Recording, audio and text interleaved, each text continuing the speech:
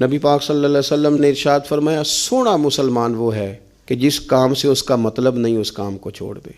اور نبی کریم صلی اللہ علیہ وسلم نے فرمایا قیامت کے دن زیادہ گناہ ان لوگوں کے ہوں گے جو زیادہ فضول باتیں کرتے تھے، ان کے گناہ زیادہ ہوں گے۔ فضولیات سے بچیں، اپنے اوقات کار زندگی میں مرتب کریں۔ ہم پتہ کیا کہتے ہیں؟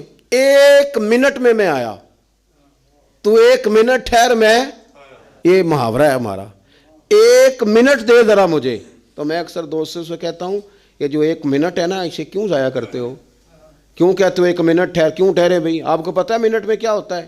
1 منٹ میں 6 دفعہ سورۃ اخلاص پڑھی جا سکتی ہے اور 2 قرآن پاک پڑھنے کا ثواب ہے۔ 1 منٹ کے اندر 26 مرتبہ کہا جا سکتا ہے سبحان اللہ و بحمدہ سبحان اللہ العظیم۔ اور یہ وہ کلمات ہیں کہ نبی پاک علیہ السلام نے فرمایا زبان سے کہنے آسان ہیں، میزان عمل پر ان کا بڑا وزن ہے، اور یہ تمہارے رب کے بڑے پیارے جملے ہیں، اللہ کو بڑے محبوب ہیں یہ کلمات۔